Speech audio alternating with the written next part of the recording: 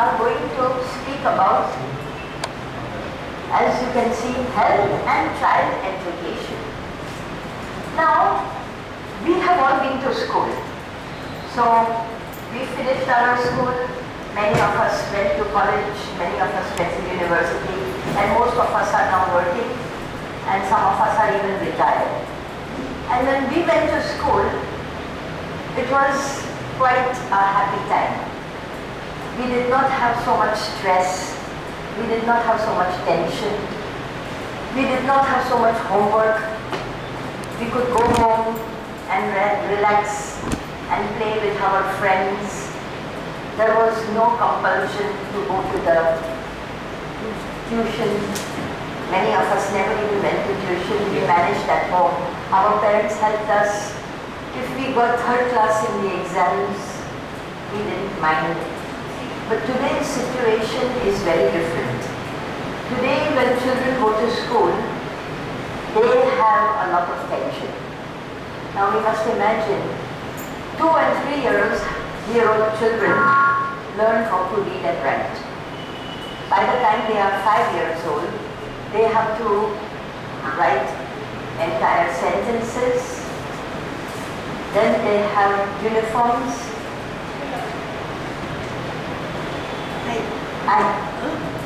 This way.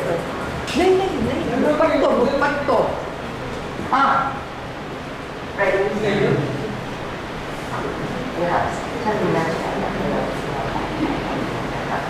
Yes. That was just a little interview. So, today's children, they are subject to very early education. Thank you. It's a formality. Yes, thank you. So today's children, they go to a school very early. They are put through a lot of rigor. They have to learn how to read and write and do their maths. Age of 2. Age of 2, exactly. And by the time they are 5-year-old, they have to write stories, they have to do mathematics. And in school, basically, they are only learning with their head. And they have to work, and they have to pass their tests and exams. And when they come home, the parents are worried that they are not doing enough, so they send them to tuitions, they have to finish their homework, and then to relax, they sit and watch some TV, and then they go to bed. So, what we are doing now in education is the opposite of what we should be doing. What is the word education? It comes from Latin, educare, that means to unfold. Are we really unfolding the children, or are we actually closing them and putting something on top which they cannot cope with? So the biggest problem, the biggest problem we face today for our children is that we are not giving them the possibility to unfold their potential, to unfold their creativity. Then they are doing things which they don't like. Many children don't like to go to school, and in the morning they pretend that they are not feeling well.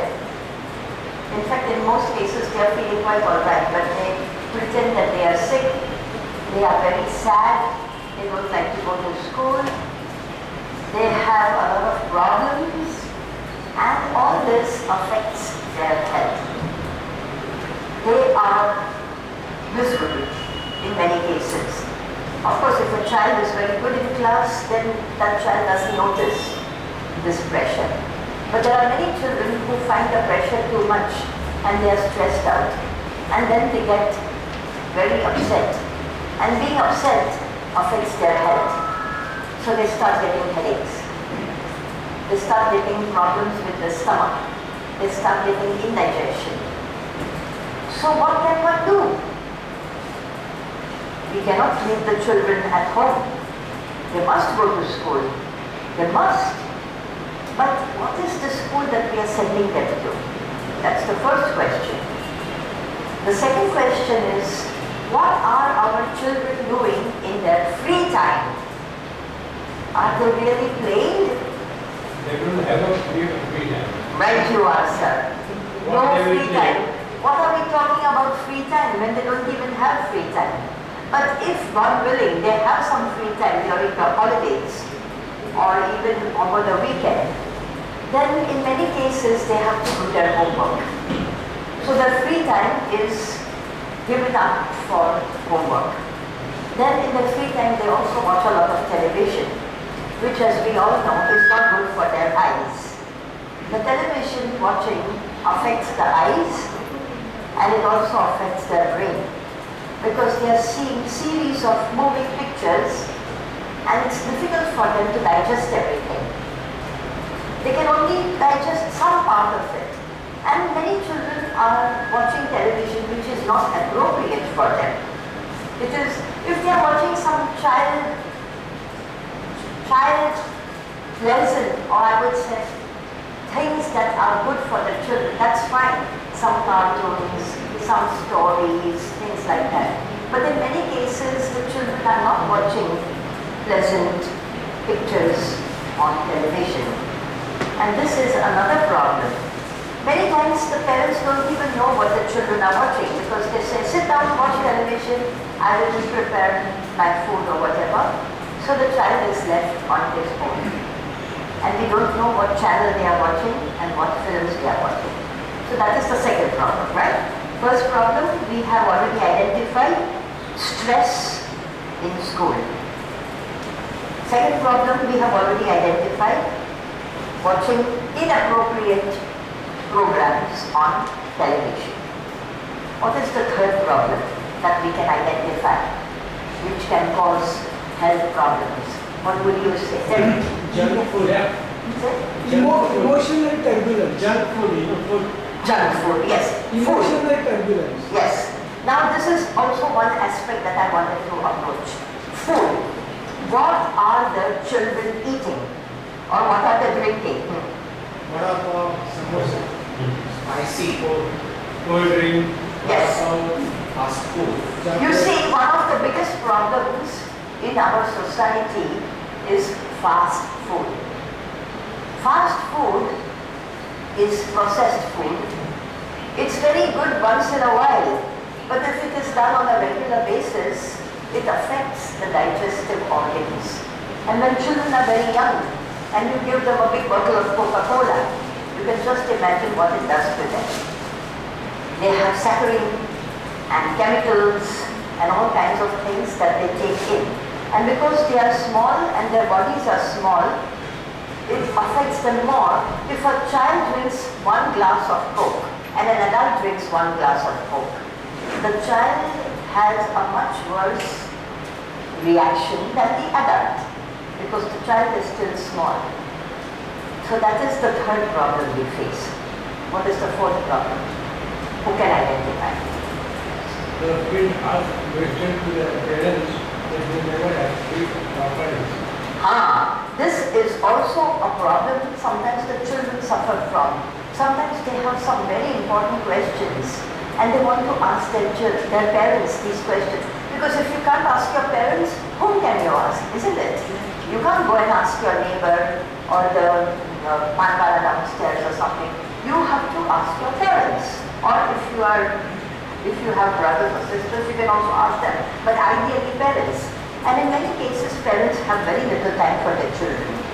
These days, because of the expensive city that we live in Mumbai especially, parents both have to work, father and mother both have to work, otherwise there is not enough money in the house. So, Either they are in the club. or yes, but that is a few. In most cases, the people are at work. Father, mother, they leave the house very early. They either bring the child to school or they leave the child with the ayah or with the servant. We don't know who is educating the child. And they go out to work and they come back quite late because the commuting, they have to take the train and so on. And even if they are driving by car, the traffic jams are horrendous. So, that is the fourth problem we face. The child does not have enough time with the parents. The child has no possibility to ask the parents important questions. Simple questions, but the child just, it's a natural thing. And in many cases in the evening, the parents are so stressed out that they tell the child, oh, stop asking all these questions, go and do some homework or sit at the computer or watch television, I want to rest. So then the child loses interest and the child stops asking questions. And it's very important for the child to ask questions. Of course, within limits. Some children have a very bad habit of going on and on and on asking. And then it becomes too much, so then the parents have to say, dear child, just reflect on what you are asking and wait a little before you ask the next question. But the parents have to be there to interact with the children, either to answer their questions or to play some game with them or just to talk. So what did you do today? Aaj soon thayo. It's very important that the child can tell the parents what happened at home, what happened in school. And the parent also has to tell the child, oh, you know, today I was at work and this happened and that happened. Of course, not in detail, but a little bit, that the child also knows, mommy is doing this work, daddy is doing this work, like that. So, these are 4 problems that we have already identified. What more can you say? But you should also say about the junk food. Yes, we can go in more in detail. You know what we will do? I think what we will do is we will put down all these points and then go one by one. Because the first problem that we face is early education. Much too early, much too early. So that's the first problem that our children face. Second was junk food. Junk food. What was the third problem that we faced? Asking the question. TV, computers, etc. No verbal communication. Fourth, I think it's a good thing. You can call it isolation. Isolation, or you can also say lack of communication. Because the child might be surrounded by 100 people and still cannot communicate. So sometimes it's isolation, but sometimes it's also lack of communication. Okay. What else? Lack of rhythm. Lack of rhythm. This is very important, and I'll say why. Quality time. Yes, that all belongs to this, lack of rhythm. Because what do we understand by the word rhythm? What do we understand by the word rhythm? For instance, children, generally speaking, go to bed very late. Some children go to bed at 11 o'clock at night or even at midnight. I know because when we were staying in our old flat, many of our neighbors' children used to go to bed very, very late. And then I would tell the mothers, why are you sending your child so late to bed? Because what happens is, if they go to bed very late, then they can't get up early for school. So they don't get up early, and then they just rush. When the bus comes, they just rush down, and they don't even eat their breakfast. So the rhythm means early to rise. The children have to get into a rhythm where they rise early. If they rise early, they have plenty of time to have a slow, gentle awakening. So they take their bath, they have their breakfast, they spend a little quality time with their parents, and when the bus comes to take them to school, they are fresh. They have eaten and they are nicely quiet, and then they climb into the bus, say goodbye to the parents and go off to school.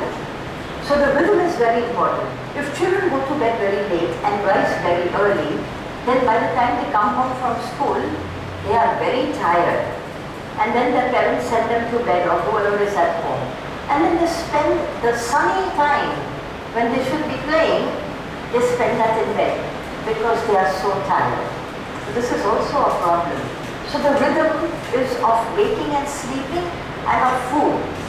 Many children eat food between the meals. So if they eat much too late their lunch, then they don't have any appetite for dinner. Or they say, oh mom, I'm feeling hungry. So mommy says, okay, eat a packet of Lay's wafers and then you can have dinner. But one packet of Lay's is enough to kill their appetite. And when dinner is put on the table, the children have no appetite anymore. So this lack of rhythm also... You are missing one point. Yeah. Outdoor activities here. Yes, I'm coming to that. I'm coming to that. In fact, free time activities. This is very important because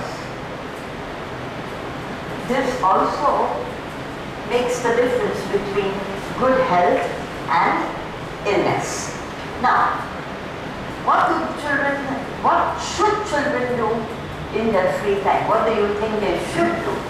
They should go out for play. They should go out. They should go out and play with abandon. Never mind if they shout and scream, but at least they're doing it outside. They run, their little legs make them run. Sometimes they fall, never mind, they get up again, brush themselves and they play. They use their limbs, they use their arms, they use their legs, they throw the ball and such things. Very important that they have the possibility to use their limbs in a happy, joyful way. So, if they can go out and play, and then they have fresh air. Of course, we have a lot of pollution in our air today in a city like Mumbai. Still, there is at least some fresh air for them. If they are lucky enough to have a little park to go to, at least they can be there where there are flowers or trees or something. So, free time activities should include a visit to the park and free play with other children. Never mind that if they fight or anything, it's part of their games. But they should really have the possibility to enjoy. And then when they come home, they are quite ready to just calm down. Also this rhythm, it's not only the rhythm of eating and sleeping, but it is also the rhythm of being active and being quiet. Children also need to be quiet. They should be able to sit down with a good book and read for some time. It's not necessary for the children always to be out playing. They should also be able to come to themselves and be quiet, read a good book, listen to some music, indeed even play some music. It would be very nice. Alright, so what else do we count as something that can make a child sick in their daily life? Over-indulgence in technology, new like Yes. mobile. This is it here. Yeah. TV, computers, mobiles. Children even have mobiles today. Even little children, I have seen little children that are talking on their mobiles, and it's their own mobile. It's not even one which they have borrowed from their parents. So that's very good. What else would you include in this list of... Parents have to be negative thoughts in the child. Don't do. Yes. What is behind this? Yes, this is also another problem which can make a child quite sick. When parents all the time push their own thoughts on the children, especially when the parents are telling them, this is not good, that is not good. Rather than to say, it's better to do this. Rather than being positive, a lot of parents are negative. There are also parents who taunt their children. See, you didn't do this, I told you and you didn't do it, now you have to pay for it. Look at your big sister, she is so clever, why can't you be like her? Don't compare. That's it. The parents should be positive. Of course, the parents want the children to do well in school. They want the children to grow up in a good way. But if you compare the child with the older siblings or with the neighbor's child, it's not going to help at all. So if the parents want the children to improve, rather they should do it in a positive way than to be negative. And just to be negative and speak to the child in a negative way, it makes the child very sad, depressed. And this in itself also has its effect on the child's health. One more important point, emotional turbulence because of the fast pace of life. Yes. Competition and all those things, they cannot withstand. Yes. It has a little bit to do with this also, but you can say fast pace. Means even if they don't do that exercise or homework for 2-3 days, they are behind. Yes. Christian and babies. It is really so. Especially in the cities, there is a very fast pace. Now, if you go to a village in Maharashtra or in Gujarat, and you see how happily the people are moving, and if it's a real village, I don't mean these new townships, but if it's a real village, people walk a lot. There is no traffic. They don't have to worry about fast cars. They can walk about, they can go out, they can meet their friends, which is why it is so important that our villages are developed. Because if we pay attention to our villages, then the villagers don't need to come to the city. Because when they come to the city, they have to face all these problems that we city people have. So it's very important that the villages are well equipped so that the parents and the families don't need to leave their villages.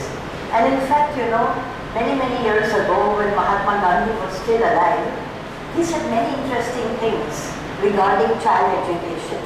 And one of the things he said was that if you want to have a strong, healthy nation, which is of course India, then pay attention to the villages. Make sure the people in the villages have employment, make sure they have access to water and a good place to stay and so on. Because if the people have what they need in the villages, they don't need to rush into the cities. Because it is the city that gives them a fast pace, which actually takes away their free time and so on. So here we have a whole list of things that can affect a child in his or her health. Now we can go step by step. Yes. I'd like to add something more. Yes, please do so. See, there is a sense of self-respect that every child has to take into account that self-respect of the child. This is one I would say. Then another point is we have to allow the child to go at his own pace. Look to what the child likes, what we decide for the child. You go for the dance class, you go for the music class, or you go for the cricket singing class. Each child is very differently. This is what they like. Absolutely. Yes. This is very important. This is a very important Give the liberty. Yes. This is a very important Trusting something without initiative. Let me complete. Yes. So, then the child has to learn to accept a defeat. Just as the child is glad to have a defeat, he should learn to accept a defeat. Yes. Then there's also another thing that the child should be learn to accept no as an answer and to be in a position to give no as an answer. He should be in a position to accept no as an answer and also should be in a position to give no as an answer. Yes. Equally important. Yes. So this is all these things taken into the development. To set the limits. This is the limits means if you know that I need this, not all that you want is saying okay or to be given. Yes. And the child is in a position to accept no as an answer. Yes. At the same time, the child should be in a position to give no as an answer. Somebody says, come over here, come over here. No, I don't want that. The child should do. But then people, elderly people, they pick up the child who would like to listen, What it is? Yes. It is done something against the brain of the child. It's exactly as you The say. child should learn to give a strong no as an answer. Absolutely. At the same time, child should be in a position to accept no as an answer. This is it. Because otherwise the parents become very indulgent and they just say yes to everything, and this way it's the easiest way to spoil the child. Because if the child keeps getting and never hears no as an answer, then they become very demanding, and as time goes on they become very greedy. And when children are very greedy, it affects their health. Children should be able to do with less. It is absolutely clear. It's like Hathina Manne Kirina Kama. Fast pace. So, your no as an answer, you can say overindulgence. Indulgence. Right? Also, there is no balance. No balance. Too much academic activities, burdens, and very little physical sports. So let us put it over here. Lack of rhythm, stroke, balance. This is a very important thing. And that has to do with free time activities. Because if there are not enough free time activities, then there is no balance between too much work and then there is no balance, and then there is too much work and not enough free play. Thank you. So, now let us look at these. Yes, you would Also Sanskriti, culture is very important. Yes, but that comes in the education, in point one. Now we are going point by point. It's very important that you mention it. In fact, all this is also an expression of our Sanskriti. Now, early education. Many people approach me, especially mothers, and they say, oh, my child is being pushed through so much stress and strain that I would like to find a school which would not push so much stress and strain on the child. Now, there is a reply to this problem. There is a solution to this problem rather. What is the solution to this problem? There is a system of education called Waldorf or Rudolf Steiner education. So now let's remove this early education and instead put the name Waldorf or Rudolf Steiner education. In Mumbai, there are two schools which have this system of education. And do you know what they do? The children are not taught how to read and write until they are 6 plus. So what do they do until then? They go to kindergarten and they learn by playing, they learn by doing, they learn by observation, they learn by imitation. So this is a fact because I am a trustee of one of these two schools. Both these schools are in Andheri. One is in Andheri East, the other is in Andheri West. Which of them? The one in Andheri East is called Tridha. Tridha. Tridha. This is in Andheri East. And the one in Andheri West is called Enodai. This is in Andheri West. And I must tell you, these two schools run on the philosophy of Rudolf Steiner, and the children learn how to read and write only when they are 6 plus. Till then, they go to the kindergarten where they learn also. They learn many things, but they don't learn how to read, write and count. That starts only when they are in class 1, and that is when they are 6 plus. So already you have the possibility of giving help to the child, because the child does not go through so much stress and strain, but the child is relaxed. Just imagine, the child is so relaxed. And these Waldorf schools, there are no exams, no tests. The child does not have to repeat the class. Slow education, late education, lots of art, music, painting, singing, drawing, dancing, and it's so wonderful. And they also learn how to use their hands in a very constructive, useful way. They learn how to stitch and how to knit and how to crochet and how to cook and how to do gardening and woodwork and metalwork. It's wonderful. What is the ratio of the student teacher in this? Oh, in those classes we have from 25 to 30 children.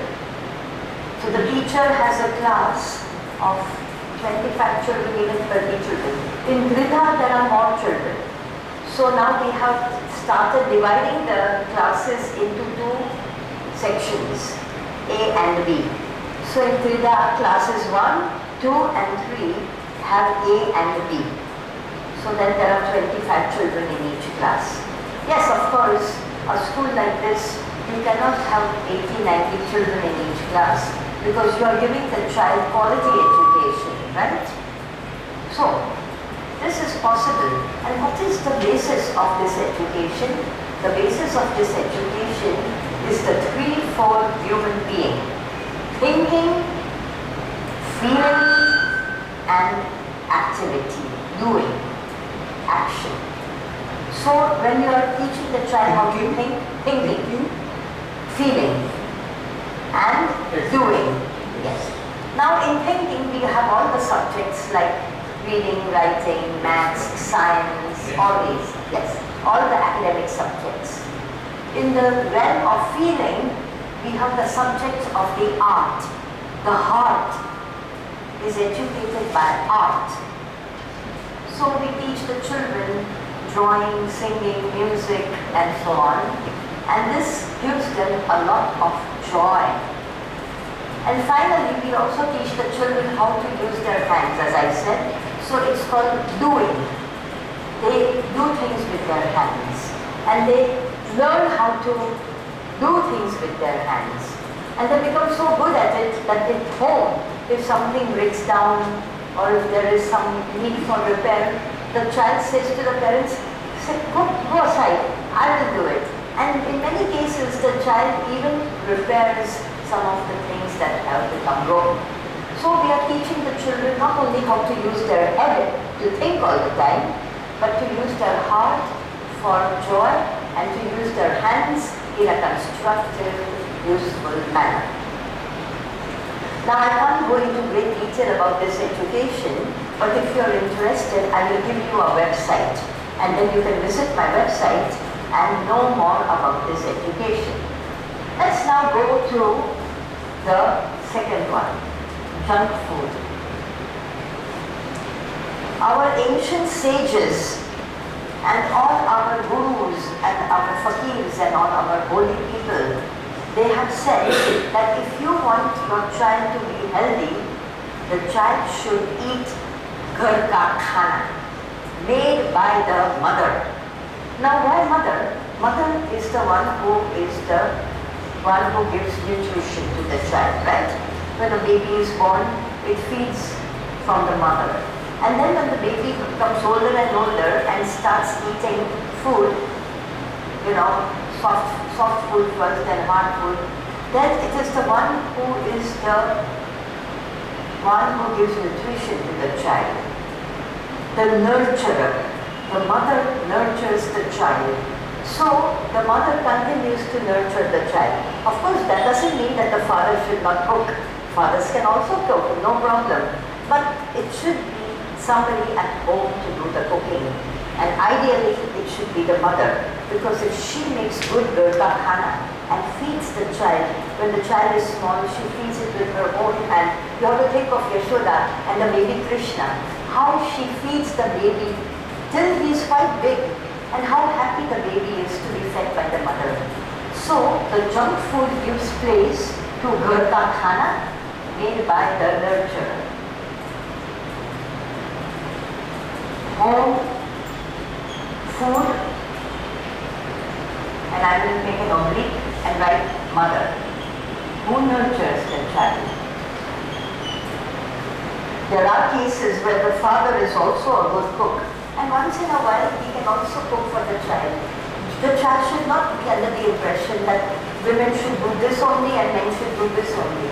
In our times, everybody is able to do everything. There are women who can do very difficult masonry work or whatever. Why not? Such things are possible. So home food is very important, and it should be food which is nutritious, not packaged food, not frozen food, not canned food, but fresh food bought from the market and cooked at home, and cooked in a healthy sattvic way. Not too much oil, not too many spices, but in a sattvic way, because the children have a need for the sattvic food. That is why it is so important. Now let us go to number 3. What shall we put there instead of TV and computers? What do you think?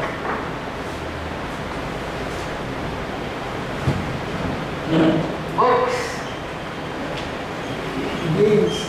Children must enjoy reading. Field games. Pardon? Field games. Games. Very good, yes. All kinds of games. Games. Very important. Books, games, at least these two.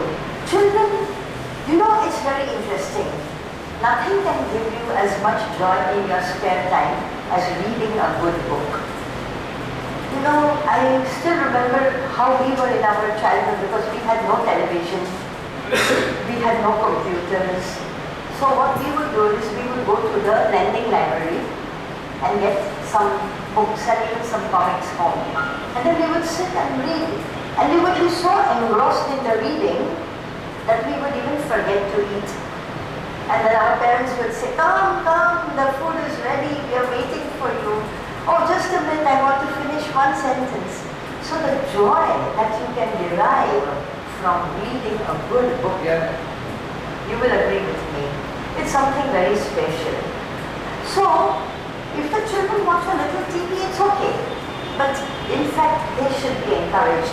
You can go out as a father or a mother and get a nice book for the child and say, look, what I got for you today. Would you like to read it? Yes, yes, I want to see what it is all about. So, reading books and playing games. Outdoor games and also indoor games. There are some wonderful indoor games which are good for the thinking also. I mean, nothing can beat chess. But when the children are still very young, you can play with them checkers, ludo, memory game, all kinds of nice board games. And board games brings the family together. Of course, sometimes there are also fights in the board games. But they are just fun fights. And one more, as a team, I mean, they should be exposed to some creative problem solving. Actually, men like time whatever problem, so they are very creative in that. Craft. Very good. Thank you for saying that. I'm very glad that you mentioned it. It's very important that the children have access to craft. Very good craft work. They should be able to spend their free time in just doing something nice. And you can say, oh, you can sew. Then why don't you make a little handkerchief for your big sister? Or make a pair of socks. Aeroplanes also, why not? Craft can be anything. And encourage the children to make things with their own hands to give as gifts. This will make the children very giving. Then the children don't become so greedy. Because it's, oh, that's a beautiful aeroplane you have made. Come, let us give it to grandfather. He will be so happy. And then you take the child to the child's grandfather and say, Dada, look, your little grandson or granddaughter has made a little aeroplane for you. Unbelievable what an impact that can make.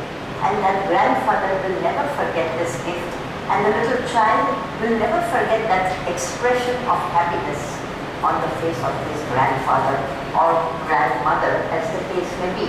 So craft, which can also be made into gifts, and the more the child gives, the happier the child becomes, and the less susceptible the child is for illness.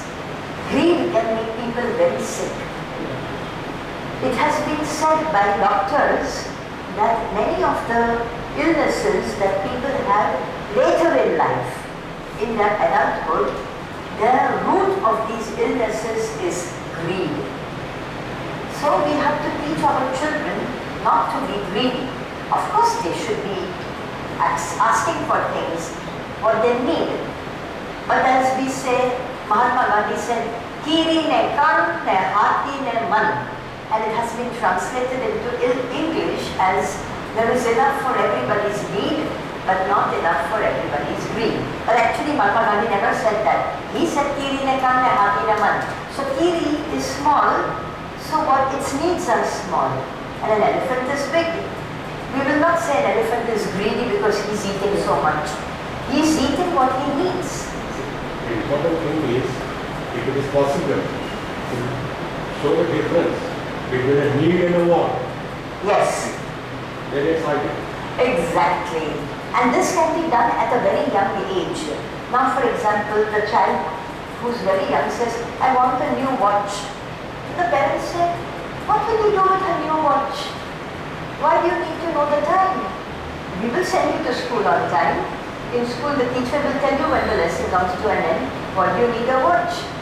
Then they will realize, oh yes, a watch is for telling time, not to show off like that. So a lot of times the children have certain needs which they should be fulfilled.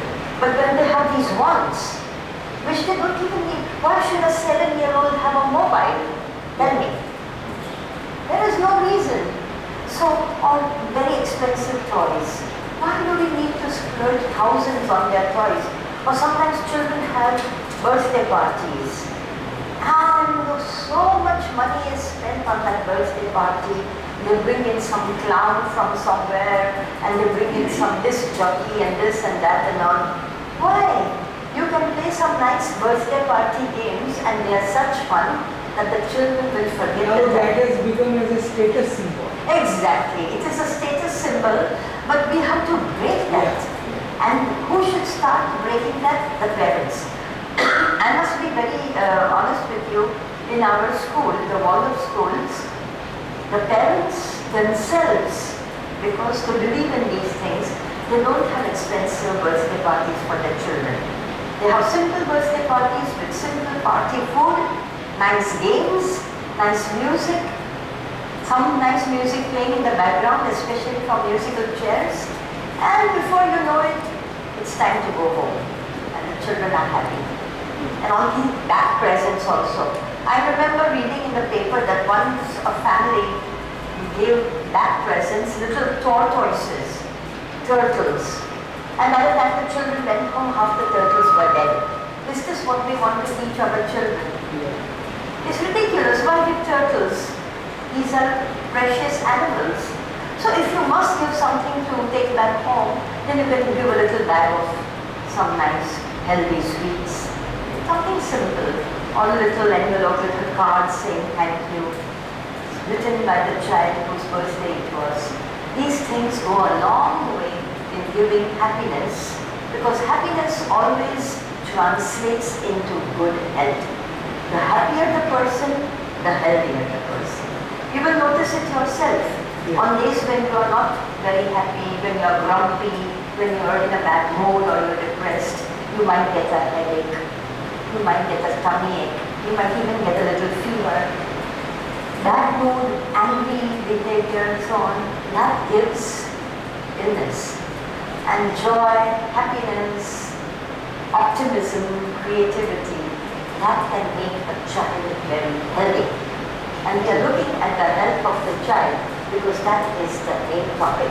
So now we are looking at the different ways in which we can support the health-giving properties in a child.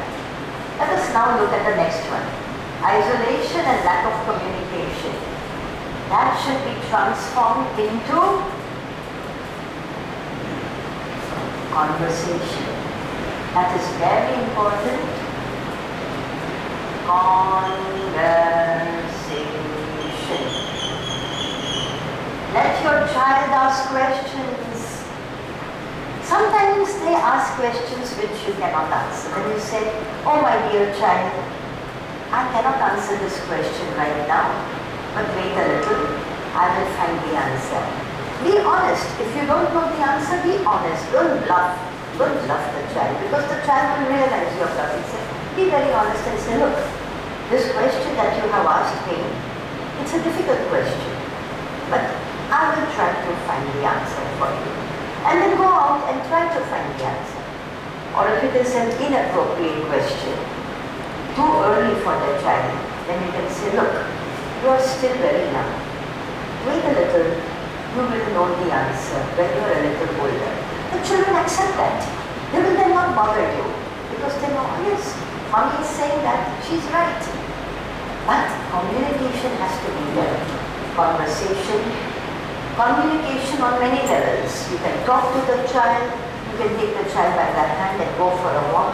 That is also communication. Even if you're not saying anything, you go through the park with the child and the child sees the birds and says things of his own accord. But you have to be there to hear it. What the child says, you have to hear. So there has to be a two-way traffic. You speak to the child speaks back to you. Communication can also be to play a game or to sing together. There are many families where the children sing with the parents, and this is very important. Or to pray together, to be there when you're doing the aarti or the puja or whatever your religion makes you do. If you are a Hindu or a Muslim or a Christian or a Parsi, it doesn't matter. What is important is that the children grow up trusting in God, believing in God, knowing that God is there even when things go wrong. And the parents can communicate and converse with the child about the spiritual world. And when a child has trust in the divine world, when a child has confidence that there is a God who looks after us, then even in times of difficulty, the child does not lose hope. This is very important. We have to strengthen in the child the trust in the Almighty. And to initiate, the parent must see that at least once in a day they should eat together. Yes. Because then only Yes. the dialogue starts. Yes. Conversation, meals together,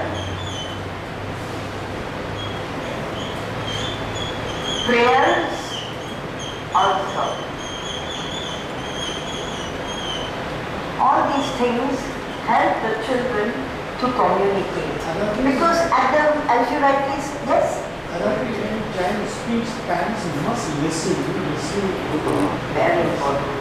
Parents must learn to listen to their children. Very important.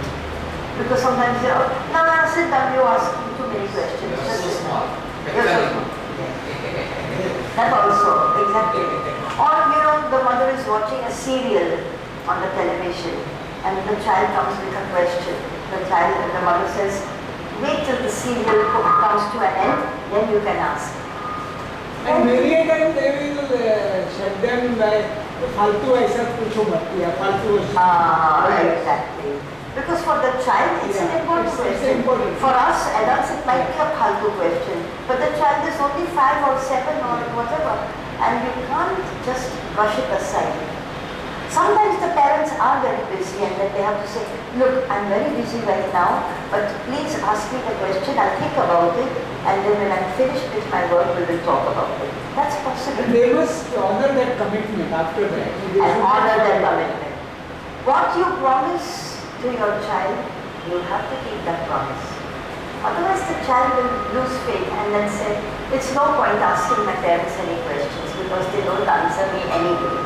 So, now what does happen when you have lack of rhythm, balance? bring back rhythm into their lives.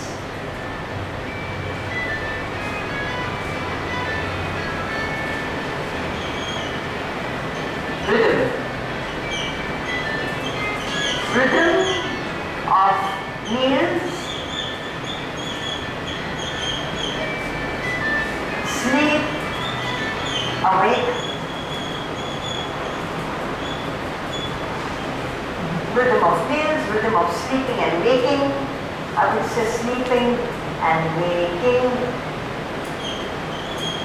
What other rhythms are we talking about? We spoke about the rhythm of being active, being very active and being quiet, playing and sitting and reading. So rhythms. Rhythms. And if we instill in the children a good sense of rhythm, rhythm comes from the center of the human being, from the heart. And we are actually doing something good for the child. We are strengthening the child's heart forces. Very important. Now let us go over to free time activities. One of you said just now that we push the children to I do would too like many to add things. one in this rhythm. We must teach children to express their emotions. Yes. Because then only the rhythm will come. Yes. Because otherwise many a time, we should recognize that something is wrong. Because generally people ignore, बाद में ठीक हो जाएगा, but that is not happening. We must ask him or teach them to express their emotions. Maybe in a healthy way. This is very true. The children should be encouraged to express their emotions. That will also ease their burden and will make them more healthy. That is so true. Now what was the sixth one that we said? Activities, extracurricular activities. One of you just now said that many parents send their children to different classes and it is overdone. They go for swimming and for cricket and for ballet dance and karate and this and that and that and this. In some cases, it is the failure of the parents that makes them do that. Because the parents missed all that in their life. They feel, now I want my child to do all the things that I could not do. 90% of cases is this only. It is so. They haven't achieved, so they wanted their children to achieve. Precisely. And this is a very, very big problem that we face because the child is sent to do all kinds of things that the child may not even enjoy. Maybe there are some children who do not want to learn karate. They would much rather sing during that time. Or there are some children who may not want to go and play cricket. They would much rather learn how to play the guitar. So we have to see what the child's needs are and not overburden them with extracurricular activities. Not even in the holiday time. Although that is quite good because then the children have a certain timetable which they follow. So that is free time.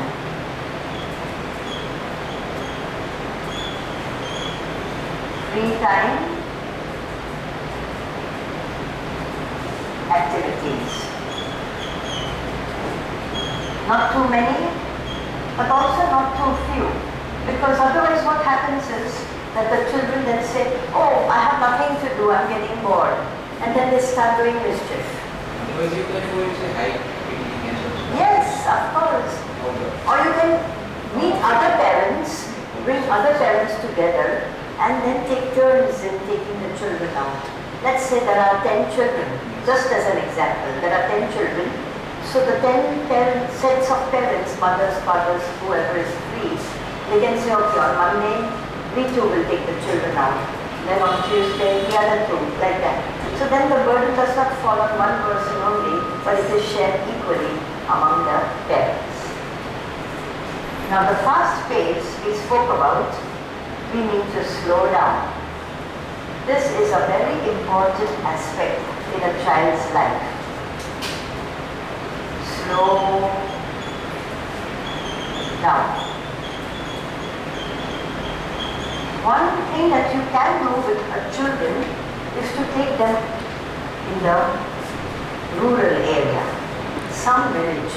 Allow the children to see how the life in a village is. Take them to a nice village, maybe your ancestral village, your ancestral village, or a village that you have known in your own childhood. But it should be a proper village, perhaps ideally with fields and cattle and that sort of thing. And it's very important as an alternative to this fast-moving city where we see very few trees, hardly any birds, and even the sea is so polluted that we can't really go and swim in it. Take them to a place where the children might be able to swim in the sea, or to swim in a flowing river, or to go to the hills, to walk around in the hills. Take them out and allow them to experience rural life and nature. So slow down, visit a village, enjoy nature. This makes everybody healthy, not only the children, but even the grown-ups who go with the children, because nothing is more health-giving than nature. Nature replenishes your spent forces. Of course, in a city like Mumbai, there are still a few parks left.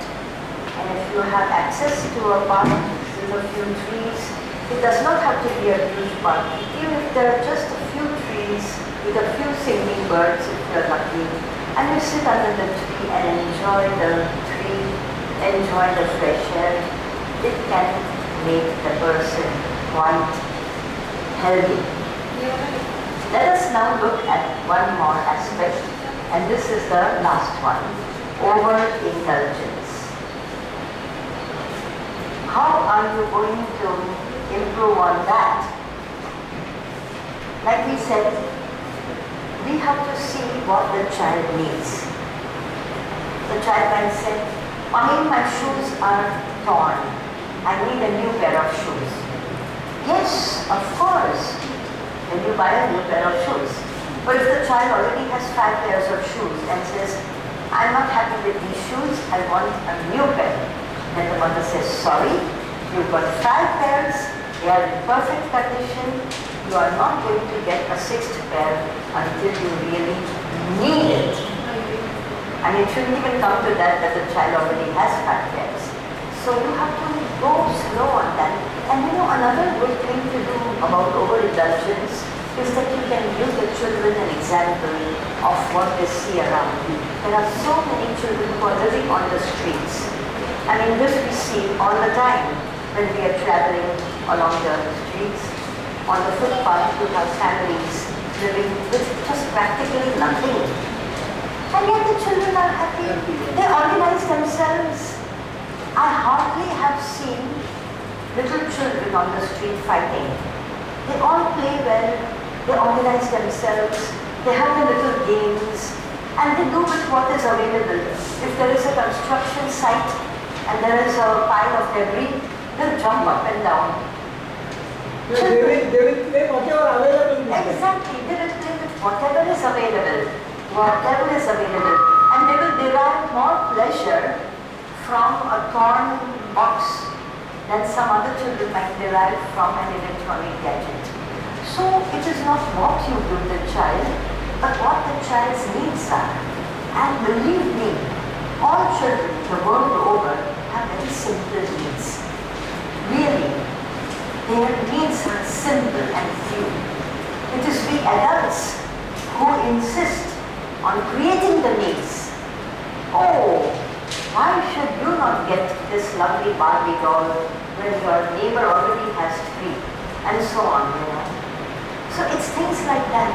So you have to create that understanding.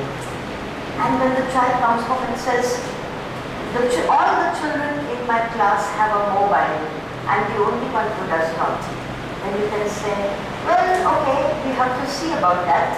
And then you have to ask the child, do you really need a mobile? What will you do with your mobile? And if you speak in the right with the children might say, yes, it's true. I don't need a mobile. Why should I have a mobile? As soon as I get home, mommy is there.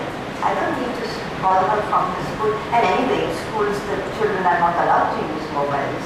So it's only a status symbol. And they might use it along the road and we don't know whom they're using it for or whom they're phoning. We don't know that.